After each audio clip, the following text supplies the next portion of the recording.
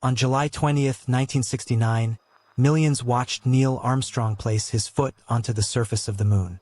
The image became permanent mythology. One man stepping into immortality while the entire planet held its breath. History remembers the sentence, the flag, the silence of space. What history remembers less is what came after. Months later, after the noise faded and the cameras disappeared, Armstrong reportedly struggled with a strange emptiness. Not because he had failed, but because he had already done what most human beings would call the impossible. Imagine reaching the summit of human achievement and still waking up with the ordinary weight of being yourself. This is the part no one teaches you. There is no achievement large enough to permanently stabilize identity. No applause loud enough to erase self-doubt forever. No victory capable of turning a human nervous system into a monument. We are taught to believe that if we finally become enough, we will finally feel enough. That one day, if we perform well enough, love correctly enough, produce enough, impress enough people, we will cross an invisible line and arrive at a fixed version of ourselves. But what if that line does not exist? What if your sense of self has been built on conditions so fragile that a single bad day can make you feel like a fraud, a disappointment, or a failure? Terrible meeting, a rejection, one impulsive mistake, one lonely night. Suddenly, the mind does something brutal. It takes a temporary experience and converts it into identity. Not, I feel lost. I am lost. Not, today I failed. I am a failure. And once the sentence changes, your entire reality changes with it. The human brain is obsessed with continuity. It hates uncertainty, ambiguity, contradiction. It wants a stable narrative, even if that narrative is cruel. This is why one emotion can become a verdict. You wake up anxious, and the brain does not simply register anxiety as a temporary physiological state. It begins constructing meaning around it. Why am I anxious? What does this mean about me? Why can't I be normal? Soon, sensation becomes accusation. A wave of sadness is no longer sadness. It becomes evidence. Irritability becomes proof of moral failure. Exhaustion becomes laziness. Fear becomes weakness. The mind behaves less like an observer and more like a prosecutor building a case. And because identity feels more solid than emotion, the brain often chooses a painful certainty over an unstable unknown. To say, I feel insecure today, leaves room for movement. To say, I am insecure, closes the file. One sentence is fluid.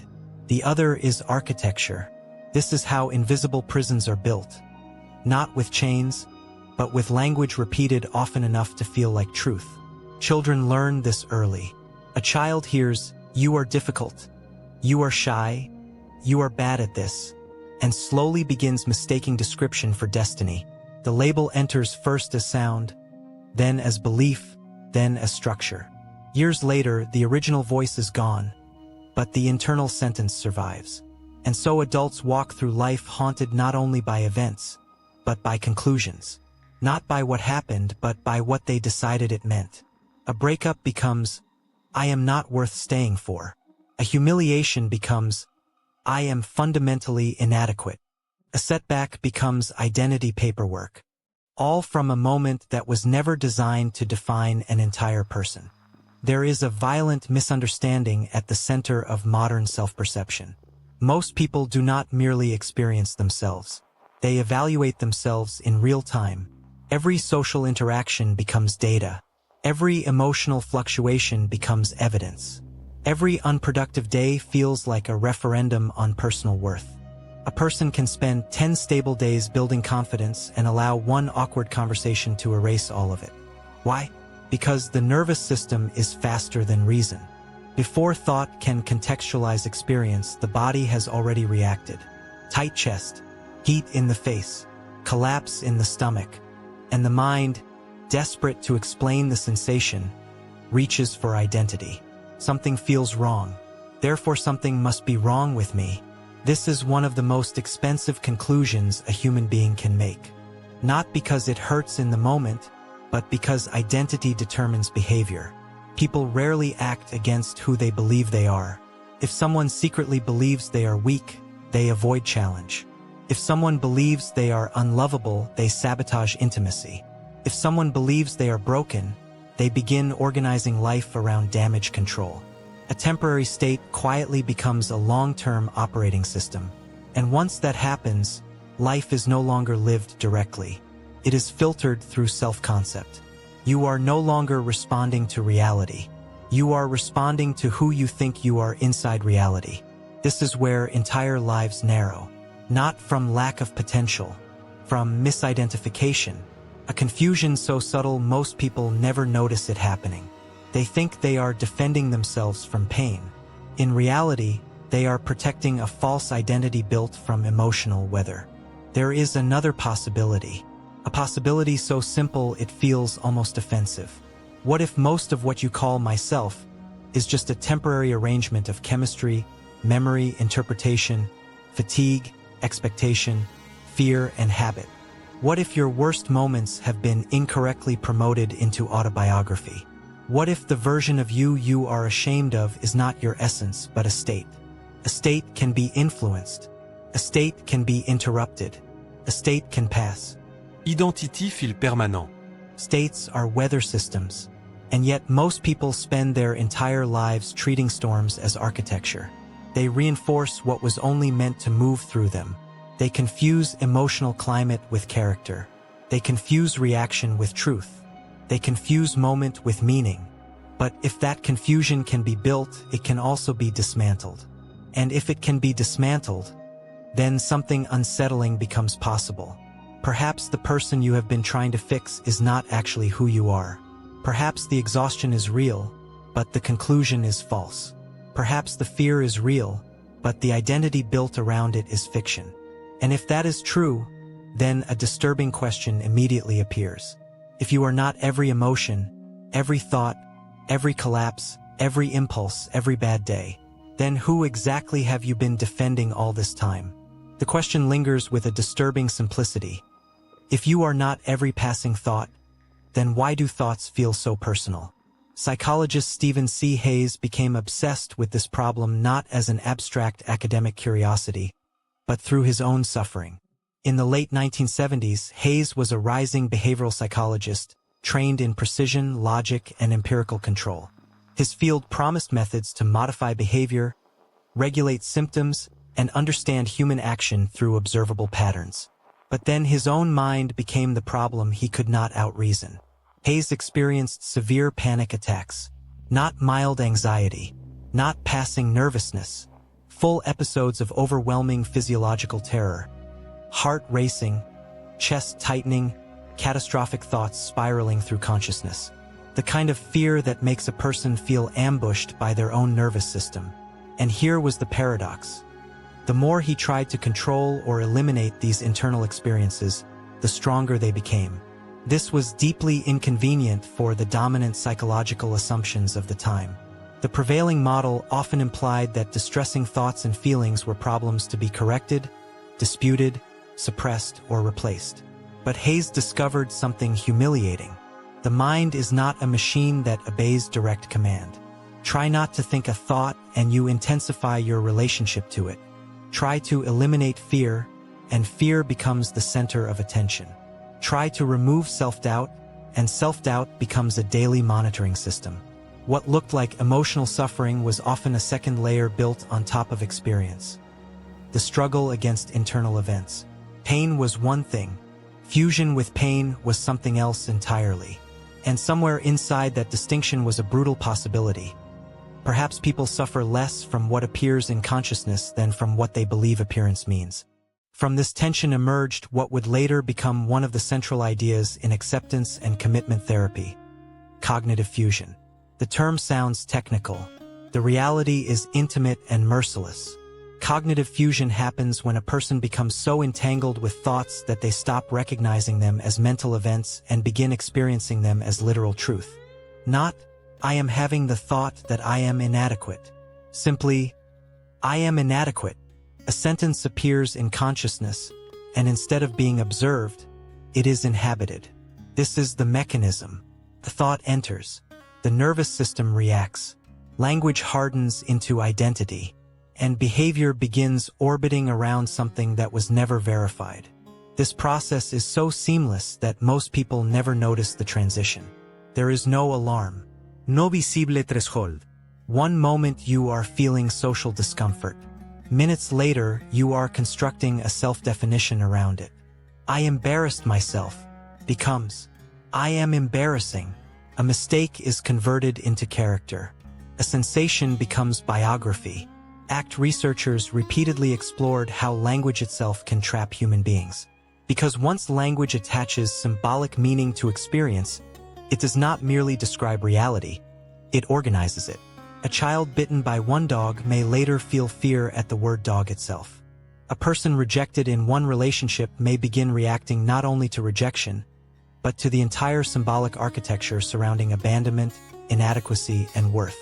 This is no longer direct contact with life. It is contact mediated by verbal constructions mistaken for truth. The prison is not built from events alone. It is built from what language does to events after they happen.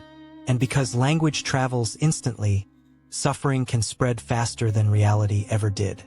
Hayes and his colleagues began demonstrating a radical alternative. Instead of fighting thoughts directly, what if the target was not thought content, but the relationship to thought itself? This sounds subtle. It is not, because most people spend years trying to win arguments inside their own skull. Am I enough? Am I broken? Am I weak? Am I worthy? The assumption beneath all these questions is rarely examined, that the mind is a trustworthy courtroom. But ACT proposed something unsettling. Thoughts do not deserve automatic obedience simply because they are internally generated. A mind can produce predictions, memories, fantasies, distortions, catastrophes, and self-attacks with extraordinary efficiency. Internal does not mean accurate. Personal does not mean true. Urgent does not mean important. This is where cognitive diffusion techniques emerged. Clients were instructed to repeat painful words until they temporarily lost semantic meaning, to label thoughts explicitly as thoughts, to notice inner language instead of dissolving into it.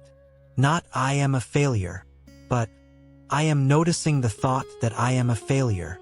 At first glance, this sounds almost ridiculous, but the intervention was not about positive thinking. It was about restoring distance. A few words inserted into consciousness can interrupt total psychological capture. The content may remain painful, but the architecture changes. A person is no longer fully inside the sentence. They are standing beside it. And that tiny movement, a nearly invisible shift in perspective, can determine whether a thought becomes weather or identity. This is what makes cognitive fusion so dangerous. It does not feel like a distortion. It feels like honesty. When fused, people often believe they are finally seeing themselves clearly. Not through delusion, but through brutal realism. I'm just being honest with myself. But honesty is not the same as fusion. To acknowledge sadness is honest. To convert sadness into identity is something else. To notice fear is honest. To let fear define personal architecture is surrender disguised as self-knowledge. Fusion is seductive because certainty is emotionally efficient. Identity explains everything quickly. If you are the problem, then every painful experience confirms the same narrative. No complexity, no ambiguity, no need to tolerate uncertainty, only repetition. The same sentence reinforced until it feels ancient. And over time, the person forgets something fundamental. A thought can be repeated thousands of times and still remain a thought. Frequency is not evidence. Familiarity is not truth. Mental repetition is not revelation. This is the fracture line most people never detect. They do not drown because thoughts are painful. They drown because they mistake immersion for reality. And once someone loses the ability to distinguish between what is happening and what is being said about what is happening, something darker begins to form. Not just emotional suffering. A full internal world constructed from narration.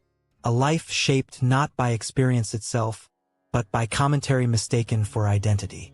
And when that commentary has been running for years, it can start to feel older than you are. Which raises a far more disturbing question. If the voice in your head is not always telling the truth, why has it been allowed to define your entire life? If a voice can shape your life from the inside, Another question emerges with uncomfortable precision. Where did that voice learn its vocabulary? Long before most people begin judging themselves, someone else is already doing it for them. In 1968, psychologists Robert Rosenthal and Lenore Jacobson entered an elementary school in California with a deceptively simple idea. They administered what teachers were told was a special test designed to identify students on the verge of an intellectual growth spurt. The premise was compelling. Certain children, according to the researchers, were about to bloom academically in unusual ways over the coming year. But there was a catch. The identified students had not been selected because of exceptional ability. They had been chosen randomly. No hidden genius had been discovered. No rare cognitive potential had been measured. The designation was fiction delivered with scientific authority. A label had been planted. That was all. No curriculum changed. No intelligence was injected into these children. No secret tutoring program appeared behind the scenes. And yet something invisible had already shifted. Not inside the children at first. Inside the adults. A teacher does not simply deliver information. A teacher communicates expectations constantly. Through tone, patience, attention, facial expression, tolerance for mistakes, the willingness to wait an extra second for an answer. These signals are often microscopic, almost impossible to detect in isolation. But children are extraordinary readers of expectation. They study adult attention the way survival systems study weather. Who gets warmth? Who gets correction? Who gets believed in before earning proof? A child may not understand the mechanics, but the nervous system notices immediately. Somewhere in the room, possibility has been redistributed. And all because a sentence was believed. Months passed. Nothing externally dramatic occurred. No cinematic transformation. No sudden miracle. That is what makes the results so psychologically unsettling. By the end of the academic period, many of the randomly labeled students showed greater gains in IQ scores than their peers. A false belief had generated measurable consequences. Not because belief altered biology through magic, but because expectation quietly changed environment. Rosenthal and Jacobson documented the mechanism with disturbing elegance. When teachers believed certain students had hidden potential, they unconsciously gave them more opportunity, more encouragement, more nuanced feedback, more patience after mistakes, more emotional investment, more room to recover from imperfection. A child receiving this treatment does not merely receive better education. They receive an altered reflection of self. And human identity is built partly through mirrors, especially early mirrors. Children are constantly asking a silent question. How do you see me? Not with words alone, but with accumulated microsignals. Do you lean in when I speak? Do you assume I can improve? Do you react to my failure as temporary or as confirmation? These interactions become informational nutrition. Repeated enough times, they are metabolized into self-concept. This is how labels become architecture. Not because words are magical, but because human beings adapt to the realities implied by other people's expectations. A person repeatedly treated as capable often begins behaving as if effort is worth investing. A person repeatedly treated as limited may internalize caution before even testing their limits. The label arrives externally. Its consequences become internal, and eventually the original source is forgotten. All that remains is identity that feels self-generated. This mechanism does not end in childhood. It simply becomes harder to see. Adults like to imagine they are independent systems, immune to external definition. But social expectation remains one of the most powerful invisible forces shaping behavior. A manager subtly assumes competence from one employee and doubt from another. A parent treats one child as resilient and another as fragile.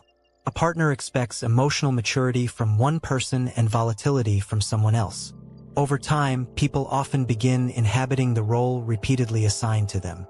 Not because identity was discovered, because identity was rehearsed. This is the brutality of repeated labeling. A label is rarely experienced as a single event. It is experienced as atmosphere. You're the responsible one. You're dramatic. You're lazy. You're gifted. You're difficult. Each phrase appears harmless in isolation, but repetition converts language into environmental pressure. And human beings are adaptive organisms. They shape themselves around what appears repeatedly rewarded, tolerated, or expected. Sometimes the label is positive and still becomes a trap. The child called smart may later avoid any situation that threatens this identity. The person known as strong may become unable to ask for help. Even flattering identities can become cages if they leave no room for movement. This is what makes labels dangerous. They reduce complexity into memorability. They compress living systems into nouns. And once a person begins confusing a role with a self, change starts feeling like betrayal. Not betrayal of others, betrayal of who they think they are allowed to be. The most unsettling part of the Pygmalion study was never just that expectations changed outcomes. It was how little was required to begin reshaping a life. Not trauma, not catastrophe, not some grand defining event. A suggestion, a classification, a sentence spoken with enough authority to reorganize attention. This means identity is often less self-authored than people want to believe. Much of what feels deeply personal may have entered through repetition before conscious examination ever began. A person may spend decades defending characteristics they never intentionally chose. Not because they are dishonest, because the adoption was gradual, invisible, emotionally absorbed before intellectually questioned. This is why certain self-descriptions feel ancient. I've always been this way, but have you? Or have you simply been exposed to the same reflection for so long that it became indistinguishable from skin? The nervous system is not neutral to expectation. It organizes around perceived reality. And if enough authority figures, environments, and repeated interactions suggest a version of you, that version can begin to feel inevitable. This is where the danger deepens, because eventually the label no longer needs external reinforcement. You continue the process yourself. You become both prisoner and guard, repeating inherited definitions until they sound like autobiography. But if identity can be shaped this quietly, through signals so subtle they barely register, then something far more disturbing becomes impossible to ignore. How much of what you call me was never a discovery, but a suggestion accepted before you were old enough to resist it? If enough repetition can make a borrowed identity feel like truth, another possibility appears with frightening logic. What happens when repeated failure teaches something even more destructive than limitation? In 1967, psychologist Martin Seligman and his colleagues began a series of experiments that would become foundational in modern psychology. The setup was brutally simple. Dogs were placed in controlled experimental conditions where some could terminate mild electric shocks by performing an action, while others were exposed to shocks they could not control or escape. The distinction mattered more than the discomfort itself. One group learned something psychologically stabilizing: action changes outcome. The other learned something far darker: nothing I do matters. This was not taught verbally. No explanation was given. No philosophy was delivered. The lesson was encoded directly into experience. Tempt, failure, tempt again, failure again. Eventually, behavior began changing. Not because the animals had become physically incapable, not because all exits had disappeared, but because expectation had been rewritten. The nervous system had updated its model of reality. Action no longer predicted relief, and once that relationship collapses, motivation begins to decay. This is the hidden violence of repeated defeat. Pain alone is not always what breaks an organism. Predictable helplessness is. A single failure can be metabolized, even several, but repeated exposure to uncontrollable negative outcomes begins altering something deeper than mood. It attacks agency itself. The organism stops asking, "How do I solve this?" and begins unconsciously concluding, "Solutions are irrelevant." That shift is not merely emotional. It is existential, because the moment action and outcome become psychologically disconnected, effort starts to feel irrational. The most unsettling moment came later. After the initial conditioning phase, the dogs were placed in a new apparatus where escape was now possible. A low barrier separated them from safety. The solution was physically available. A simple jump could end the discomfort. And yet many of the dogs previously exposed to uncontrollable shocks did not even attempt escape. They lay down, whined, endured, not because the barrier was too high, not because they lacked strength, not because freedom was absent, because experience had already taught them a conclusion stronger than present reality.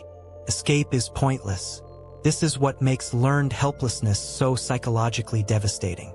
Reality changes. Behavior does not. Opportunity appears. The organism remains organized around outdated conclusions. The body is living in the present. The prediction system is still living in the past. And often, the prediction wins. This is how helplessness becomes invisible. From the outside, it can resemble passivity, laziness, indifference, lack of ambition. But internally, something much more tragic is happening. The person is no longer evaluating the opportunity itself. They are responding to a history that taught effort has low probability of reward. Why try? Why hope?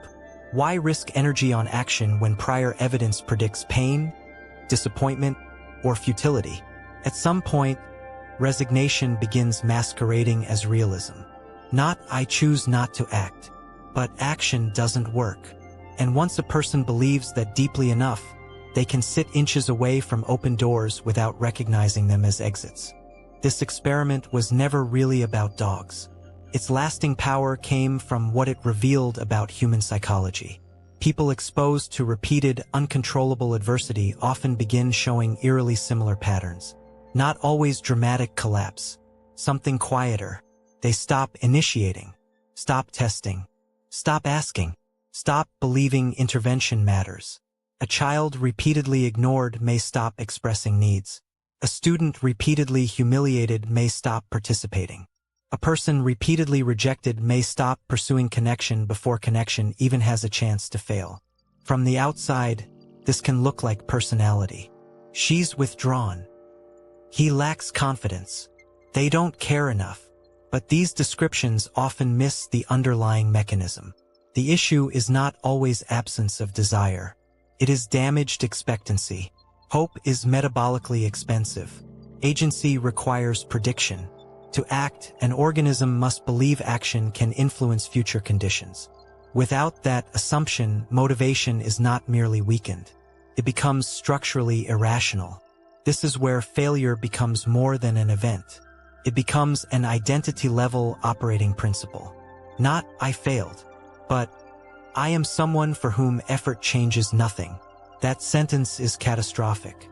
Because once failure is no longer localized but generalized, the mind begins exporting helplessness into unrelated domains. Career, relationships, health, creativity. The resignation spreads, not through logic but through learned expectation. And over time, a person may become frighteningly adapted to a life smaller than their actual possibilities. Not because the world removed every exit, but because repetition convinced them exits were decorative illusions. The darkest implication of learned helplessness is not that organisms can be conditioned to stop trying. It is how rational that surrender can begin to feel. From inside the system, resignation often feels intelligent. Why waste effort? Why reopen disappointment? Why expose yourself to another confirmation of powerlessness? The logic is emotionally airtight, and that is what makes it dangerous. A person can become convinced they are making realistic assessments while actually obeying conclusions built under radically different conditions. Old pain becomes policy. Past limitation becomes present law. The mind mistakes historical data for permanent architecture. This is why change can feel suspicious. When someone has adapted to helplessness, opportunity is not always experienced as relief. Sometimes it feels threatening, because possibility creates a demand. If action might matter again, then inaction can no longer be explained by inevitability. Responsibility returns. Uncertainty returns. Risk returns. And suddenly, staying small can feel safer than confronting the terrifying possibility that the prison door has been open longer than expected. This is where many lives quietly stall. Not from lack of talent, not from lack of desire, but from conclusions learned under pressure and preserved long after the environment changed. A person may spend years negotiating with limits that no longer exist. And perhaps that is the most disturbing part.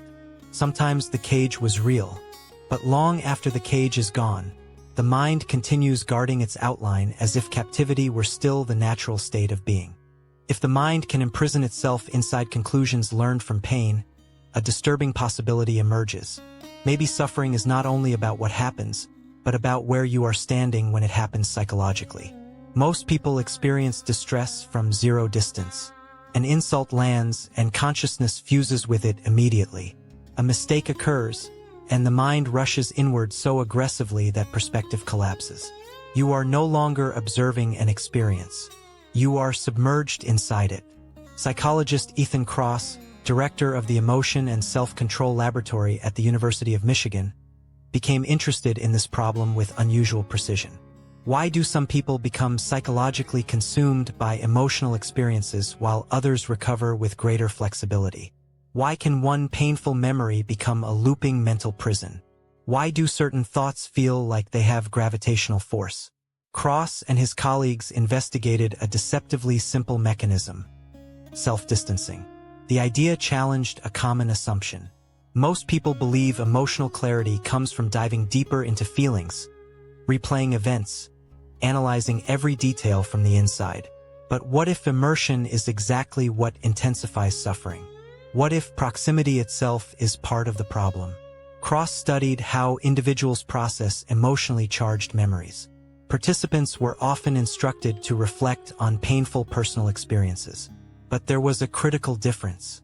Some were asked to relive the event through their own eyes, from a first-person perspective. Others were instructed to mentally step back and analyze the experience from a psychologically distanced viewpoint, almost as if observing themselves from outside.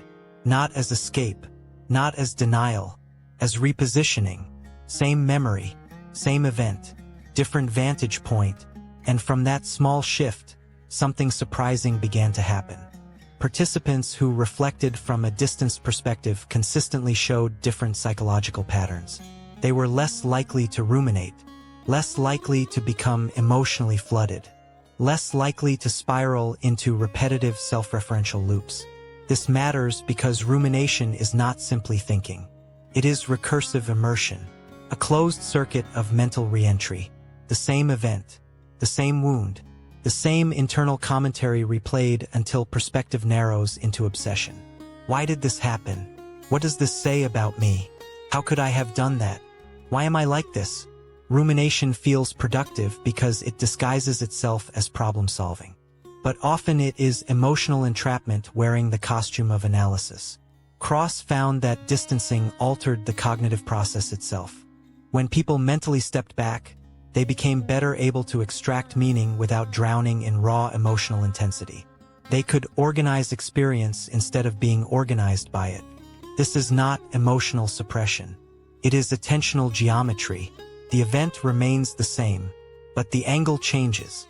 An angle determines psychological gravity. Stand too close to anything and detail consumes structure. A painting viewed from 1 centimeter is only texture.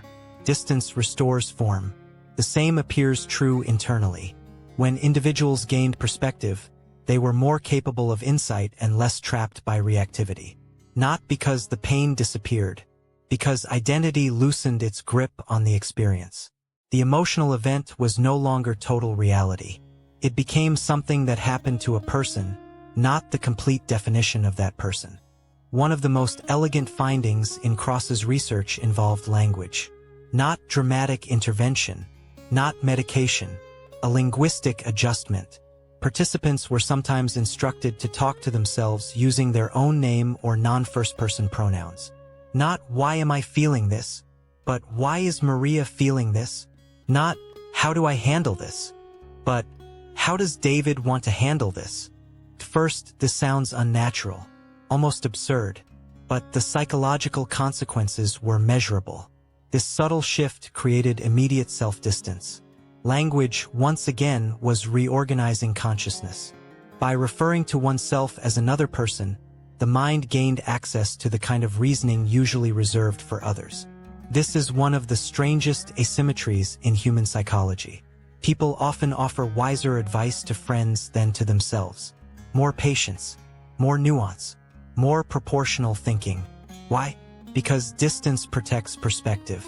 The moment experience is encoded as me, emotional charge increases. Threat feels total.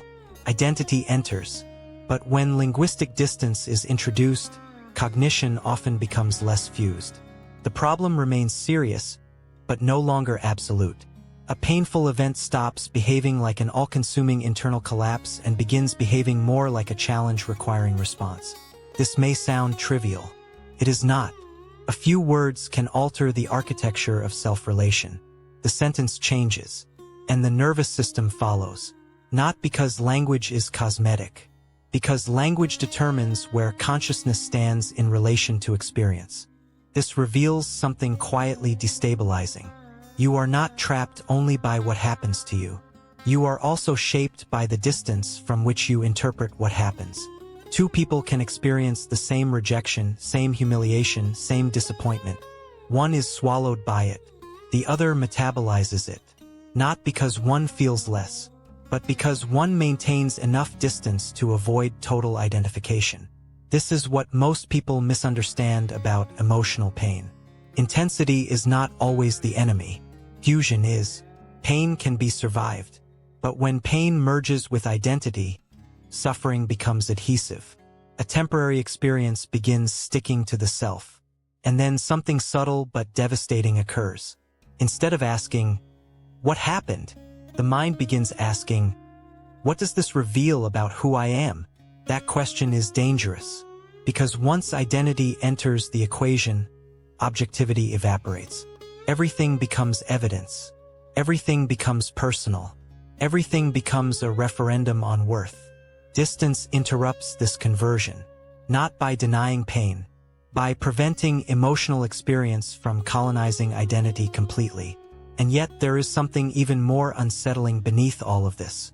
If a slight shift in perspective can weaken the emotional authority of your own inner world so dramatically, then a disturbing implication appears. How much of what has controlled your life was never objectively powerful, but only overwhelming because you were standing too close to it to see it clearly? If perspective can alter the emotional force of an experience, a more destabilizing question appears beneath it all. How much of what happens in your mind actually begins with you? Most people live with a silent assumption so deeply embedded it rarely gets examined. I think, therefore I author. A thought appears and ownership is immediate. An impulse arises and identity rushes in behind it. I wanted that. I thought that. I imagined that. Therefore it must reveal something essential about me. In 1983, neuroscientist Benjamin Libet conducted experiments that introduced a deeply uncomfortable complication to this assumption. Participants were connected to electroencephalogram equipment measuring brain activity. They were instructed to perform a simple action, such as flexing a finger or wrist, whenever they felt the spontaneous urge to do so. At the same time, they watched a rapidly moving clock and were asked to note the exact moment they became consciously aware of the intention to act. The task seemed trivial, but the data was not. Before participants reported conscious intention, Libet observed a measurable buildup of neural activity already underway in the brain. This signal became known as the readiness potential. The brain appeared to be preparing for action before conscious awareness claimed authorship. Not milliseconds after, milliseconds before, something had already begun. This did not mean human beings were robots or that conscious experience was meaningless. But it did fracture a comforting illusion.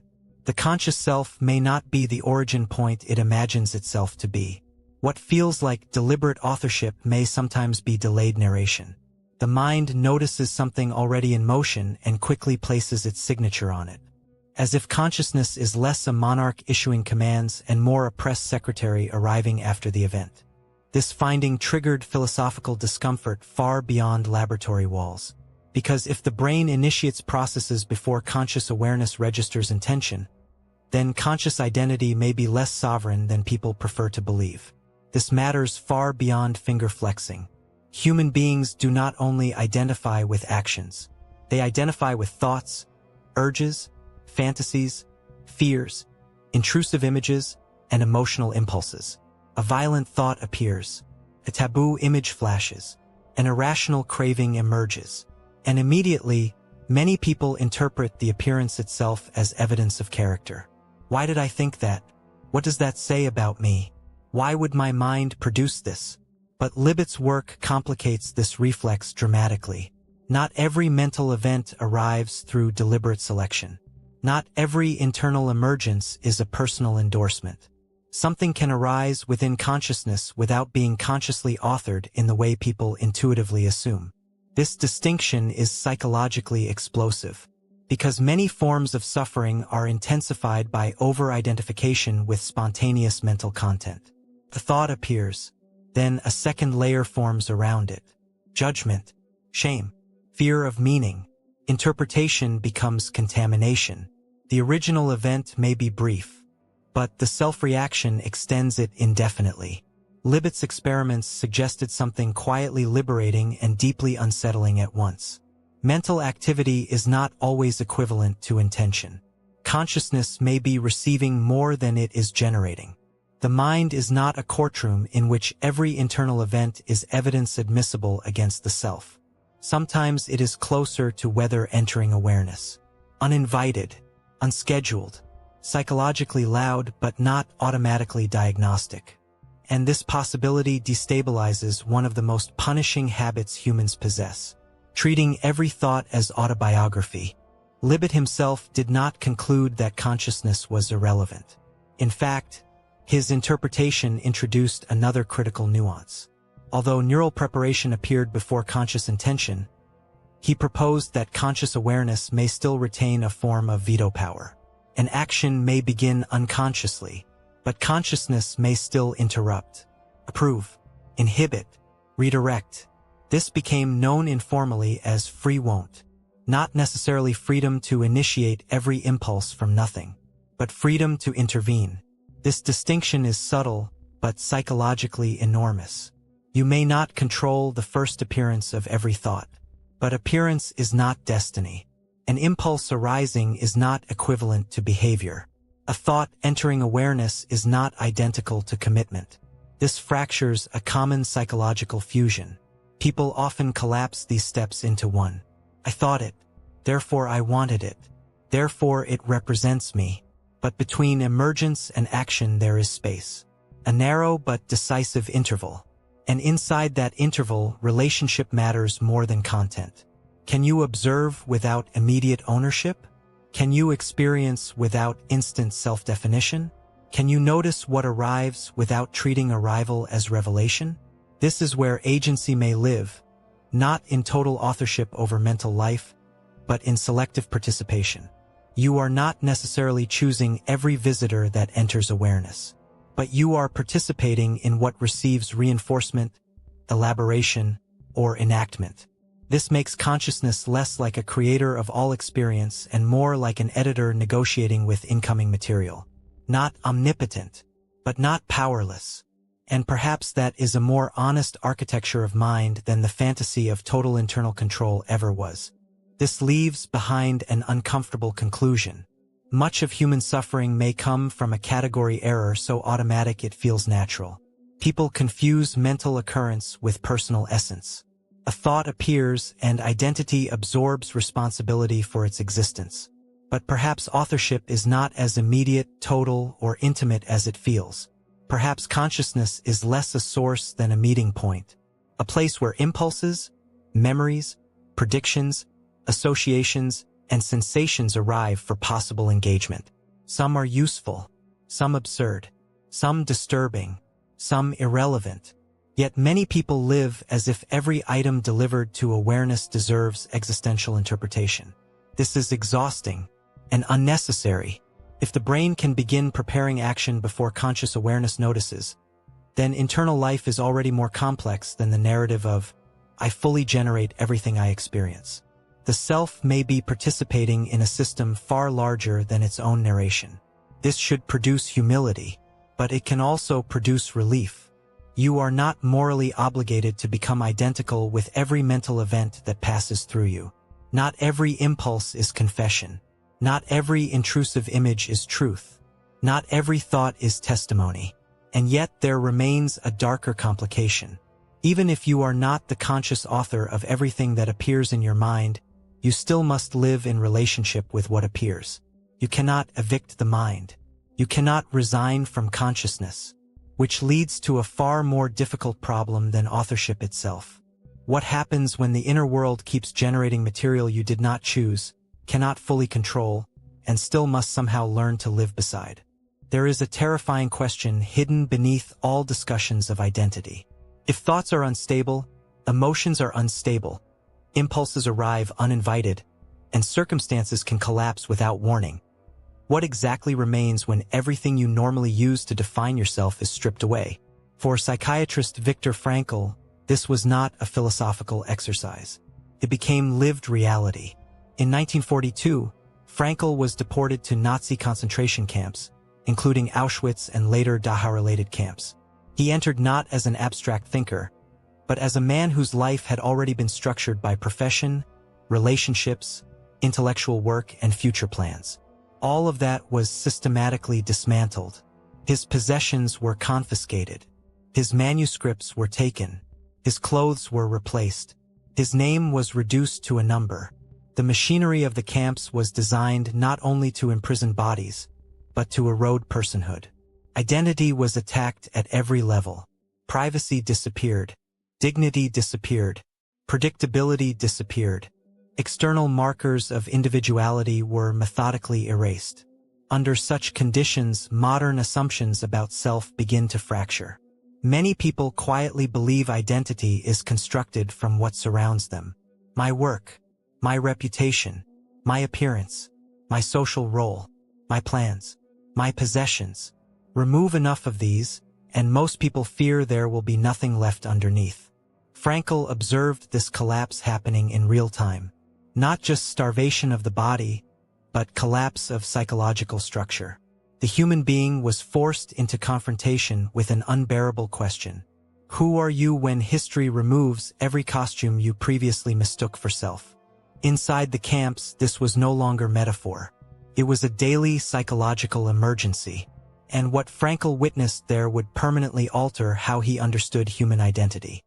Frankl noticed that suffering alone did not fully explain psychological disintegration. Two people could endure similarly brutal conditions and deteriorate differently. Some collapsed inward with astonishing speed. Others retained fragments of internal orientation that seemed almost irrational under such circumstances. This difference fascinated him. The camps removed almost all external freedom. Schedules were dictated. Movement was controlled. Food was scarce. Violence was omnipresent. Death was ambient reality. And yet Frankl became increasingly convinced that one domain remained psychologically decisive. Inner stance. Not control over events. Control over relationship to events. This was not romantic optimism. Frankl did not deny horror. He documented it. But within that horror, he observed something psychologically radical. Even under extreme dehumanization, some individuals preserved a sense of inner authorship. Not over fate, over response. He later articulated the insight with extraordinary precision. Everything can be taken from a man but one thing, the last of the human freedoms, to choose one's attitude in any given set of circumstances. This statement is often quoted cheaply. Its origin was not cheap. It emerged from conditions specifically designed to annihilate human agency, which makes its psychological force almost unbearable. If identity were purely the product of environment, then the camps should have completed total internal erasure. But Frankl observed otherwise. External collapse did not automatically require total collapse of self. Something could remain uncolonized. A final interior territory, fragile, threatened, but real. This observation introduced a brutal form of hope.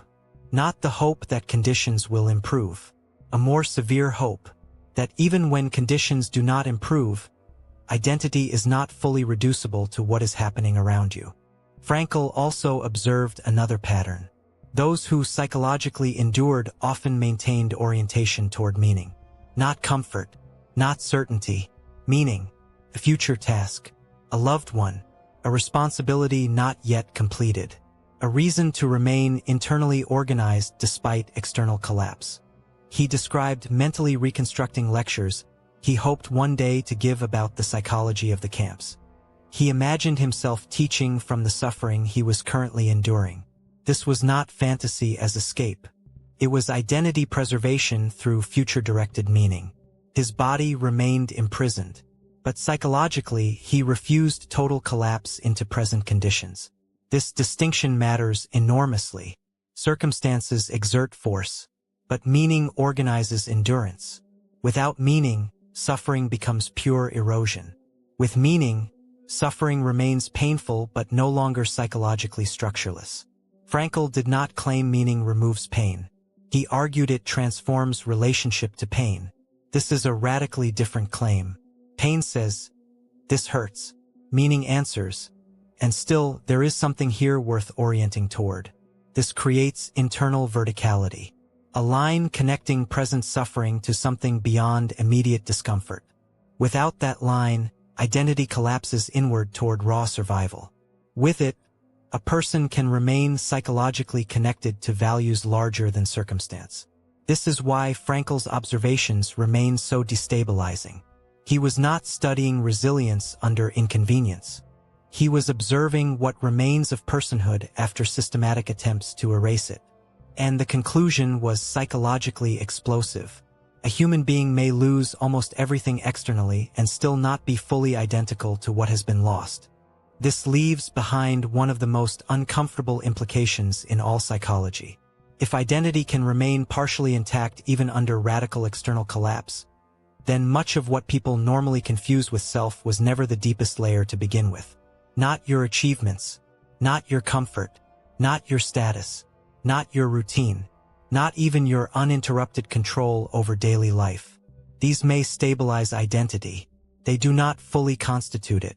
Frankl's observations force a confrontation most people spend their lives avoiding. Who are you when stripped of reinforcement? Who are you when admiration disappears? When plans disintegrate? When control evaporates? When life refuses negotiation? Many identities survive only under favorable conditions. They are not identities. They are arrangements, and arrangements are fragile. What Frankl documented suggests something more severe and more durable. There is a dimension of self that cannot be reduced to immediate state, emotional weather, or environmental collapse. Not invulnerable, but not fully owned by circumstance either. This does not make suffering noble. It makes identity stranger than most people imagine. Because perhaps the self is not best revealed when life is stable, comfortable, and affirming. Perhaps its deepest architecture only becomes visible when nearly everything else has been removed. And that raises a deeply unsettling possibility. If so much of what you call me can disappear under pressure without destroying your most essential core, then how much of your current identity is substance? And how much is merely scaffolding you have mistaken for who you are? If identity is not fully determined by external conditions, another disturbing implication emerges. What if the self is shaped not only by what happened to you, but by the story through which what happened continues to exist inside you? Two people can survive similar events and remain psychologically marked in radically different ways. Not because one experienced less pain, but because pain does not live in memory as raw footage alone. It becomes organized, sequenced, interpreted, narrated. Psychologist James Pennebaker began exploring this hidden architecture in the 1980s through what would become a large body of expressive writing research. The premise was deceptively simple. Participants were asked to write for short periods across several consecutive days. Some wrote about emotionally neutral topics, daily schedules, surface observations, ordinary descriptions. Others were instructed to write openly about deeply emotional experiences, traumas, upheavals, and unresolved stressors. Not polished autobiography, not literary performance, unfiltered psychological exposure, thoughts, feelings, private meaning. The assumption might seem counterintuitive. Why would revisiting painful material improve anything? Would this not simply intensify distress? At first, the writing often did exactly that. Emotional activation increased. Discomfort rose. Participants sometimes reported temporary distress after confronting material they had avoided or suppressed. But something else began happening beneath the discomfort. The act of writing was not merely emotional discharge. It was structural reorganization. Experience was being converted into language. Chaos was being forced into sequence. And sequence changes everything. Because what remains psychologically unprocessed often does not disappear. It lingers as fragmentation, a loose network of emotional residue, bodily tension, incomplete interpretation, and identity contamination. Writing began altering that architecture. The findings were not merely subjective. Across studies, participants engaging in expressive writing often showed measurable benefits. Reduced physician visits, improved immune markers, enhanced psychological well-being, lower stress-related symptoms. This is what made Pennebaker's work so psychologically provocative. Language was not just describing experience. It was influencing biological and emotional regulation. Why? Because unprocessed experience often behaves like an open loop. It continues demanding cognitive resources, reappearing in intrusive thoughts, rumination, somatic tension, mood instability, attention fragmentation. The system remains partially occupied by what was never fully integrated.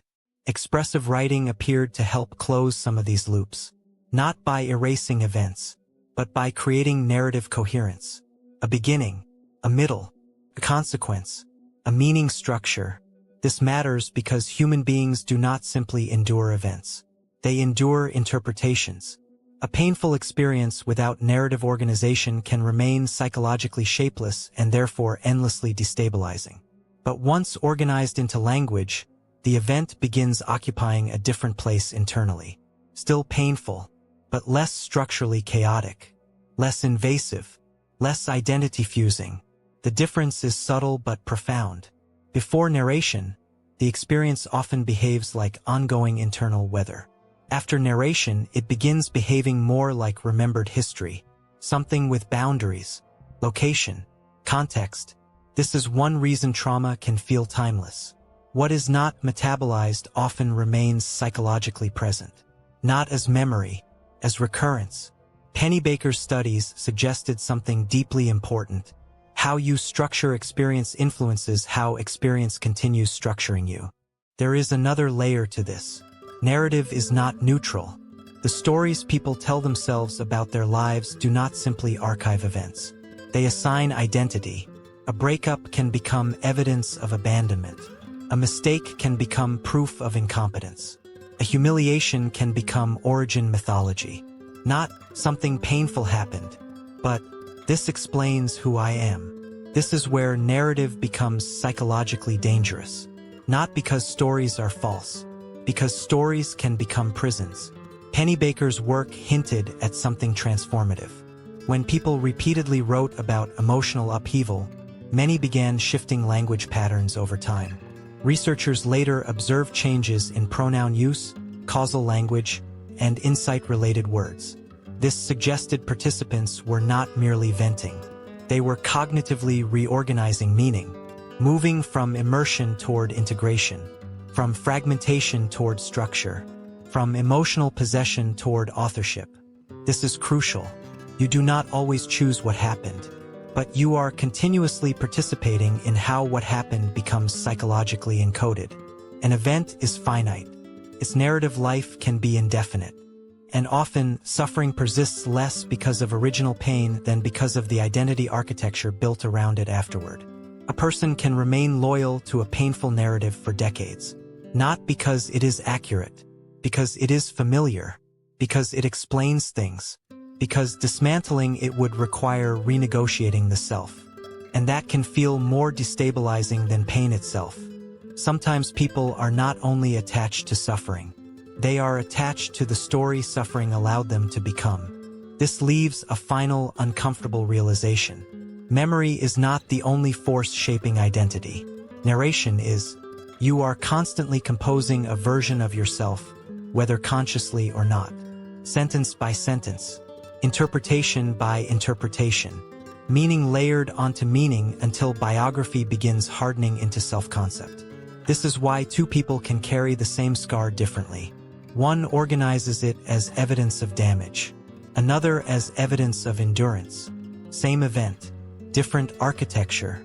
And architecture determines psychological inhabitability.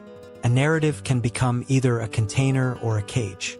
This is what expressive writing revealed with such unsettling elegance. Language does not merely reflect the self. It participates in building it. Every repeated description is a form of construction. Every internal sentence is rehearsal. Every interpretation is structural reinforcement. This means identity is not as fixed as pain often makes it feel, but it also means something more demanding. You are not only inheriting a story, you are continuously editing one, even in silence, even unconsciously, and many people live inside narratives they never intentionally authored, only repeatedly rehearsed until familiarity impersonated truth. This raises a deeply destabilizing question. If the story you tell about what happened has been quietly shaping who you believe yourself to be for years, then what part of your identity is memory, and what part is merely narration repeated often enough to feel like fact? If narrative shapes identity, another question waits underneath it with unsettling patience. What is left when even the story quiets down?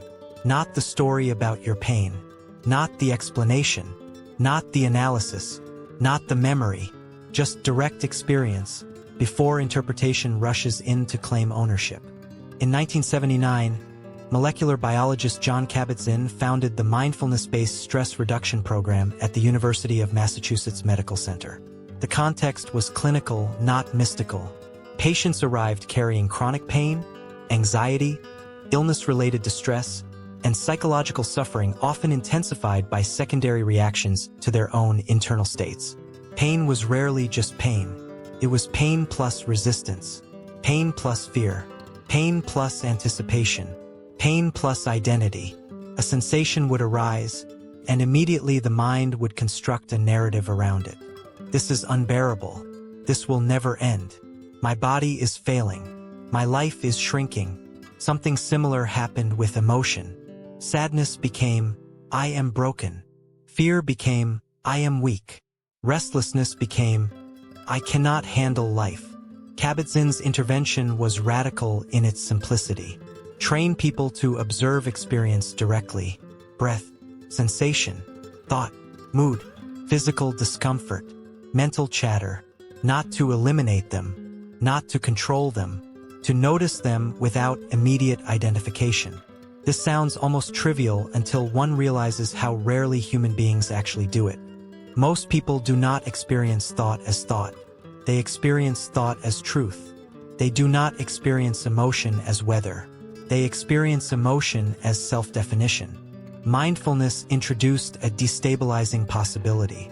Perhaps suffering is amplified not only by what is present, but by the reflexive act of becoming identical to what is present. Participants in MBSR were trained through practices that seemed deceptively uneventful.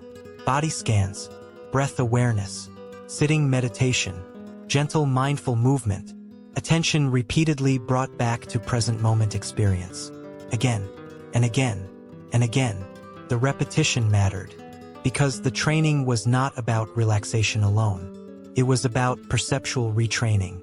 Patients learned to notice sensations without instantly escalating into narrative. An ache in the back, tightness in the chest, Rapid heartbeat. a wave of sadness, an intrusive thought. Ordinarily, these internal events trigger automatic chains of interpretation. Something is wrong. This is dangerous. I need this to stop. Why am I like this? But mindfulness inserted a pause, not by suppressing reaction, by making reaction observable. A sensation could be experienced as sensation, a thought as thought, a mood as mood, temporary, arising, passing. This sounds simple until one understands what is being dismantled. A lifelong reflex of fusion, the automatic collapse of observer into content. Kabat-Zinn's work demonstrated that when individuals repeatedly practiced non-judgmental awareness, many reported reduced suffering even when pain or stressors themselves had not disappeared. This is psychologically radical. The external problem was not always removed, but relationship to the problem changed. Pain remained, catastrophizing decreased, anxiety arose, identification weakened, the mind became less adhesive, less totalizing, experience continued moving rather than freezing into identity. Not because life became easier, because the person stopped turning every passing internal event into evidence of self. This points toward a distinction most people are never explicitly taught. There is content of consciousness, and there is awareness of content. They are not identical. A thought says, "You are failing." That is content. The capacity noticing the thought is something else. Fear tightens the chest. That is experience. The awareness registering the sensation is not the sensation itself. This distinction is subtle enough to be ignored for years. Yet psychologically, it may be one of the most important separations a human being can discover. Without it, every passing state becomes existentially threatening. Bad mood equals bad self. Mental noise equals damaged identity. Emotional turbulence equals personal defect. With it, internal life becomes less tyrannical. Not silent, not perfectly calm, but less authoritative. A thought can be unpleasant without being law. A mood can be heavy without being biography. An impulse can be present without demanding obedience. Mindfulness does not promise a purified mind. It offers something more realistic and more radical. Decoupling, the ability to stop confusing what is appearing with what you are. Kabat-Zinn's clinical work helped operationalize this insight in modern medicine and psychology. Not as spiritual abstraction, as trainable skill. Attention can be educated. Relationship to inner life can be modified. And suffering can decrease, not always by changing circumstances, but by interrupting identification with constantly shifting internal weather. What remains after all of this is almost offensively simple. You are not every thought, not every emotion, not every sensation, not every story the mind tells in moments of fear, shame, exhaustion, or pain. And yet most people live as if each passing state deserves full identity status. A terrible morning becomes character evidence. Anxious energy becomes self-description. Sadness becomes ontology. This is the mechanism through which temporary weather colonizes permanent self-concept. Mindfulness interrupts that colonization, not by making internal life pleasant, by refusing automatic merger. This refusal is quiet, almost invisible, but psychologically it changes everything. To notice sadness and not become sadness. To witness fear and not become fear. To hear self-criticism without kneeling before it. This is not detachment from life. It is detachment from confusion, a recovery of psychological proportion. And perhaps this is the most unsettling implication of all. If there has always been a more stable observing capacity beneath your thoughts, moods, impulses, and stories, quietly present while all internal weather moved across it, then an uncomfortable possibility appears. Perhaps you have spent years introducing yourself to the world through conditions that were never actually you. There is a quiet violence in the way most people relate to themselves. Not dramatic violence, not visible violence, a subtler form, a daily internal prosecution. Evidence is constantly collected, a missed opportunity, an awkward conversation, a failure of discipline, a moment of hesitation, an emotional collapse no one else even noticed. Each event is entered into an invisible case file. And then comes the verdict. See, this is who you are. Weak, inconsistent, unworthy, broken. Behind much of human suffering is not simply pain, but interpretation hardened into identity. A single experience is rarely enough to damage a life. But repeated self-verdicts accumulate, not as isolated thoughts, as architecture. Over time, people begin inhabiting prisons built from their own conclusions.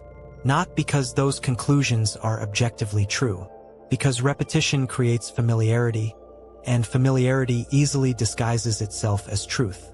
The mind is disturbingly efficient at turning temporary experience into permanent narrative. One bad season becomes autobiography. One wound becomes explanation for everything. This process is rarely conscious. Most people never formally decide to become smaller than they are. It happens incrementally. A conclusion here, a label there, a little less risk, a little less openness, a little more certainty about personal limitation, until eventually, the prison no longer feels like confinement. It feels like personality. This is the most dangerous stage, not when suffering is loud, when suffering has become normalized, when self-restriction is no longer recognized as restriction, only as realism. And that is how many people spend entire lives obeying identities assembled from moments that were never meant to define them. The tragedy is not that people suffer. Suffering is unavoidable. The deeper tragedy is how quickly suffering recruits identity. Pain arrives as event. Identity converts it into essence. Something hurts, and almost immediately the mind asks the wrong question. Not, what is happening inside me? But, what does this reveal about what I am? This question is psychologically corrosive, because it transforms temporary state into existential evidence. Fatigue becomes laziness. Fear becomes cowardice. Confusion becomes stupidity. Loneliness becomes unlovability. A mind operating this way becomes incapable of honest self-perception. Everything is contaminated by interpretation. Experience is no longer observed. It is prosecuted. And once this mechanism is in place, even success struggles to penetrate. Compliments are discounted. Progress is minimized. Connection is doubted. Achievements are treated as anomalies. Why? Because identity filters reality. People do not merely see what is in front of them. They selectively admit evidence compatible with who they already believe themselves to be. This is why changing circumstances often changes less than expected. New job, new city, new relationship, new routine, same internal architecture, same interpretive machinery, different scenery, identical psychological gravity. Without examining the system assigning meaning, external improvement can become little more than redecorating a familiar prison. This is why many lives look externally functional while internally remaining governed by ancient conclusions formed under very different emotional weather. There is another uncomfortable truth. Many people defend the identities that hurt them, not consciously, but functionally, because even painful identity offers something the human nervous system craves: predictability. To abandon a limiting self-concept is not always immediately liberating. Sometimes it is terrifying. A painful familiar identity can feel safer than undefined possibility. At least it is known. At least it is coherent. At least it answers the question, who am I? Even if the answer is cruel. This is why people often cling to narratives that reduce them. The narrative hurts, but uncertainty threatens annihilation. A flawed certainty is often preferred over open ambiguity. This is not irrational. It is psychologically understandable. Identity provides continuity, orientation, compression of complexity. Without it, life can feel disorganized. But when identity is built from pain, the cost becomes severe. A person begins protecting the very structure restricting them, defending limitations, repeating self-definitions, interpreting change as danger, rejecting evidence incompatible with the established self. Not because growth is unwanted. Eventually, a person encounters a decision no one else can make for them. Not whether pain will exist. It will. Not whether difficult thoughts will return. They will. Not whether emotional weather will change without permission. It always does. The decision is more precise. Will you continue granting passing states the authority to define what you are? Or will you finally recognize the difference between experiencing something and becoming it? This distinction appears small. It is not small. Entire lives bend around it. Relationships are shaped by it. Risks are avoided because of it. Possibilities are abandoned under its weight. A single internal sentence believed too deeply can quietly reorganize decades. Not because it was true, because it was obeyed. This is what makes identity so dangerous when left unquestioned. It is not merely descriptive. It is directive. People become loyal to what they repeatedly call themselves. And slowly, behavior begins serving language. The mind says, "This is me." Life begins arranging itself accordingly. So perhaps the most important freedom is not becoming someone new. It is refusing to confuse a passing condition with a permanent self. Because the moment you stop calling whether your identity, something unexpectedly simple becomes visible. You were never the storm. You were only standing inside it,